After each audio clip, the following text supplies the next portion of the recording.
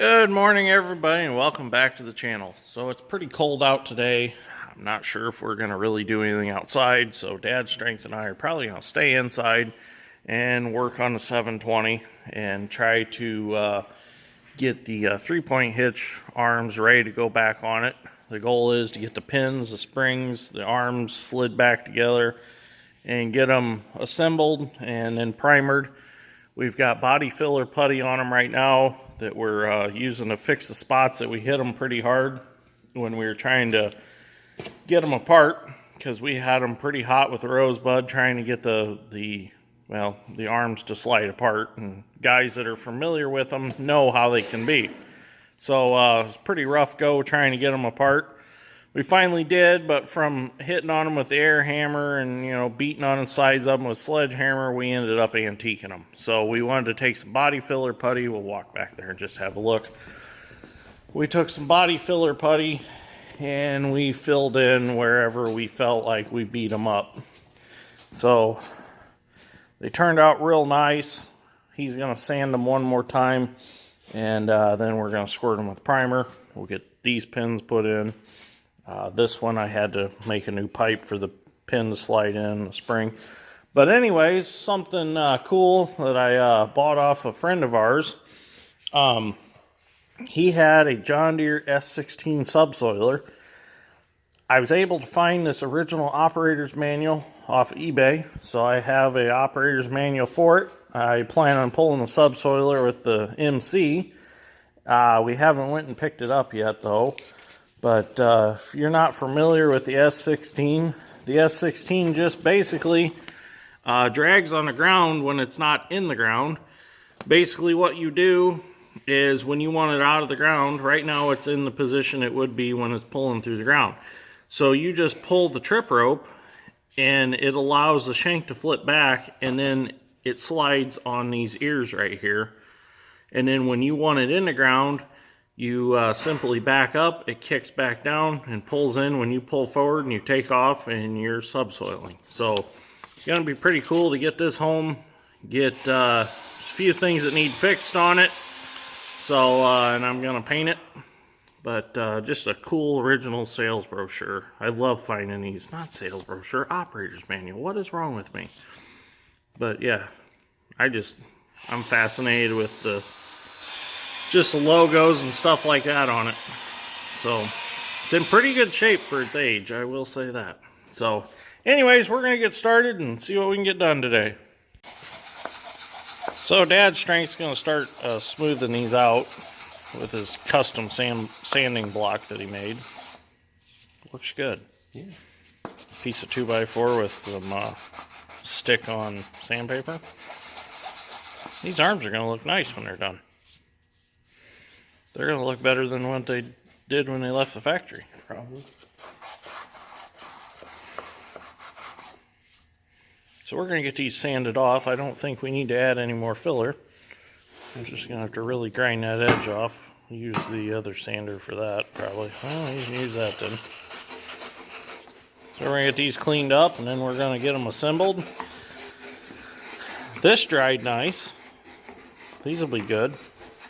So hopefully that prevents these ever from rusting and sticking again. So he's going to finish those up, and we'll get them put back together. So Dad's Strength's got all the body filler done. These arms are looking really good. Before we prime them, I'm going to go ahead and reassemble this one. This is the one that we had to make the new pipe for. So I'm going to grab the arm that slides in right here. Put this one the opposite way of that one. That's in. Now we've got our pin and our spring, and we need a washer. Let me move the camera in a little closer here.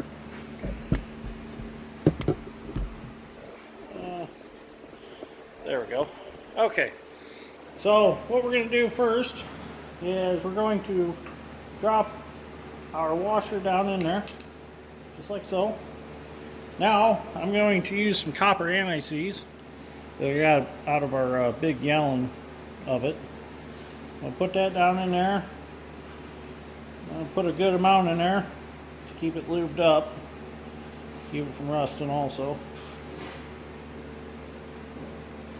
Just using a big Q-tip.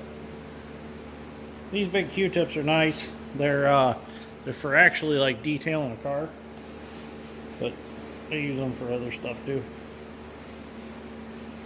Let's get that extra amount out of there. So now we're going to drop our pin in. Well, not drop it in. We're going to put it in from the bottom. And tap it in.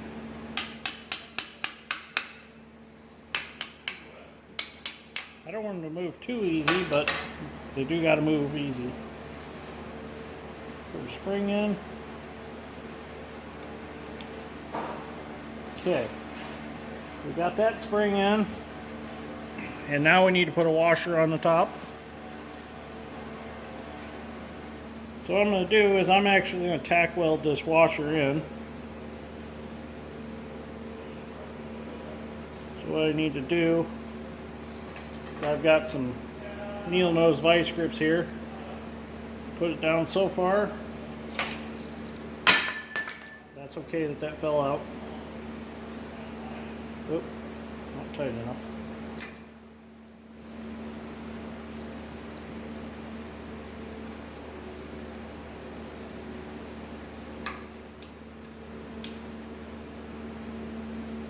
Well,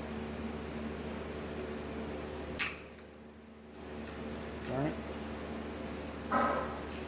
Okay, now, them vice grips will hold my washer down in there while I tack weld it in. I'll get the welder here.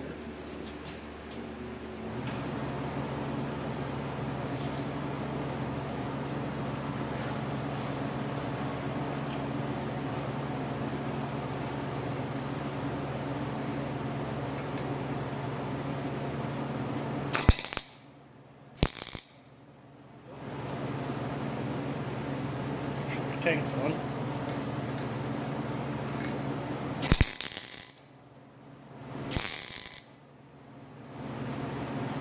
Straighten it up a little bit.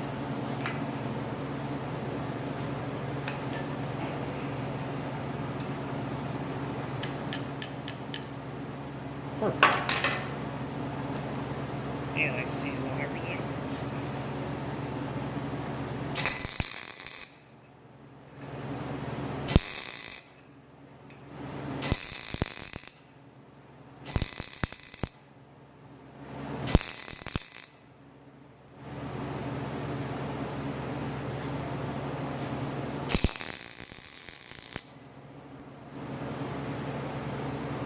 Perfect.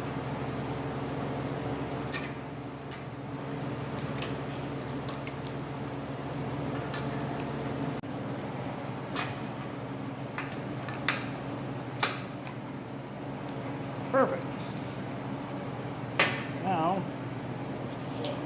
Now we need to put this piece on top.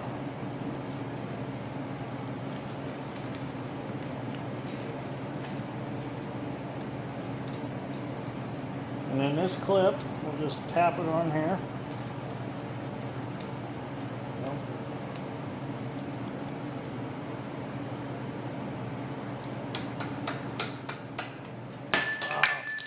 Darn it. Okay.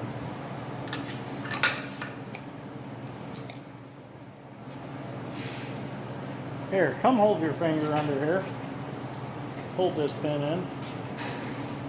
Just gotta hold it up while I tap this ring on because I have. Oh.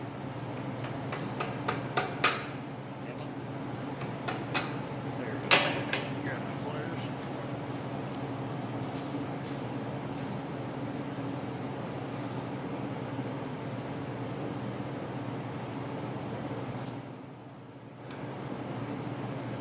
There we have it. And there we go. Perfect. Looks nice. Works just like it should. Okay. Now, Dad's Strength can go ahead and prime that one and make her look all pretty. So now he's going to start priming it.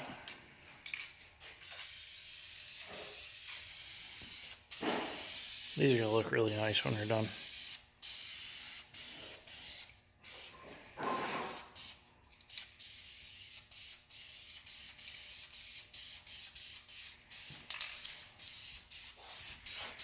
You can't really tell that we even beat on them. That's the idea.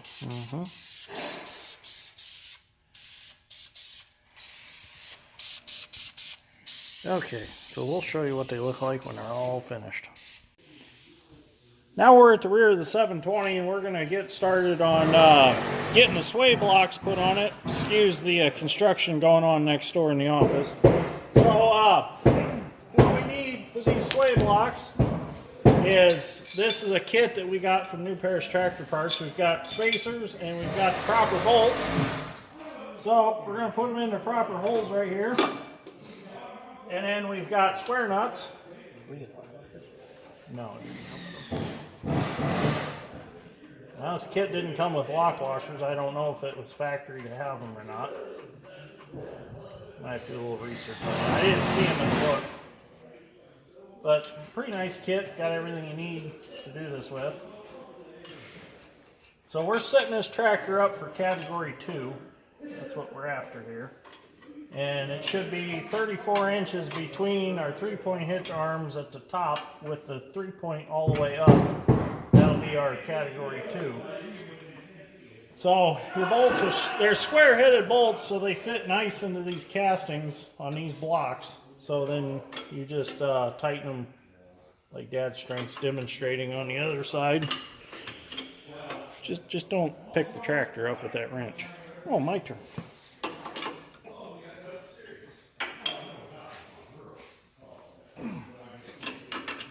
So we figure we'd put these blocks on while we're waiting on our primer to dry. So our primer should be about dry. So there we've got our blocks on. Now we can go get our arms. I know we have one arm that's ready, so we'll go grab it and get it put on. So Dad's strength brought over the arm. It's dried out enough, so we're going to put it in. Turn that ball. Okay, shove it in there. There's that one. Bring this link up, down a little. Doesn't he be on the outside? No, I think it's right there. Or no, it's not right. Well, that pin's stuck in there now. Oh, there we go. Yeah, it goes like that. Well, let's get a hammer. Well, we'll just take the other pin. Must be a burr in that one.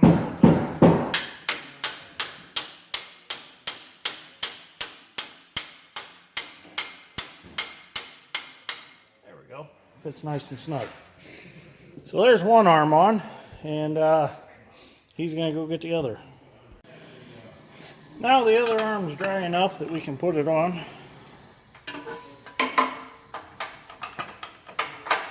There's that pin.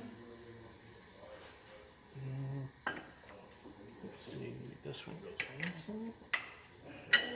And there we go. So now all we got to do is put our cotter pins in. That holds our pins in our arms up here, and on the other side. We gotta spread them out. Might cut them off a little, they're kind of long. And then just from under the tractor, we're just gonna put a hitch pin clip in for the 2 pins under there, but I'll have to crawl under there and do that. So, so there we have it. They're assembled, and we're ready to go plowing after we get a few other things figured out on the tractor and get sheet metal back on it. We'll be able to take it out and do a little field work with it. And as you can see, pull that. They slide really nice and lock just the way they should. So the reason them slide, for you guys that aren't familiar, is if you're not backed up perfect with a piece of equipment, you can pull these out, you can slide it out, put your pin in, and then get back on the tractor and back up, and that'll help get your piece of equipment lined up and help you hook it up a little bit easier if you don't have a quick hitch on your tractor or something like that. So I'll grab a tape measure real quick. We'll measure these. There should be one on the, see if we ended up with our 34 inches. Okay. Yep, ended up with our 34 inches, so we're good. So set for category 2. Once we get the seat put back on, I'll get the phone out of the holder so you see. Once we get the seat back on, this chain will actually hook to the back of the seat and hold the third link up. So there we have it. We're ready to go. So pretty excited, aren't you? Yeah, I'm getting there. Now one more piece of this puzzle is done. Everything works so nice. I'm happy with them. They turned out, as you can see, when we started, these were pretty beat up. And they turned out real nice and smooth. So anyways, if you like this episode of Dirt Green Steel, give us a like and subscribe. We greatly appreciate it. Thank you for watching, and we'll see you guys on the next one.